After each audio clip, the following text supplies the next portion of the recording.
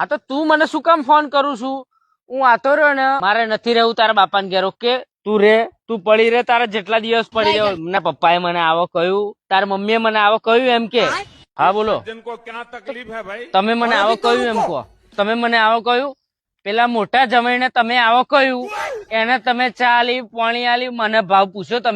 તમે મને ભાવ પૂછો. હું શું કામ તમારા ઘેર પગ મેળવું? ના મૂકું, બરાબર? ના મૂકું. મને ફોન બંધ કરવાના નહીં. ફોન કર શું કામ કરું છું તું?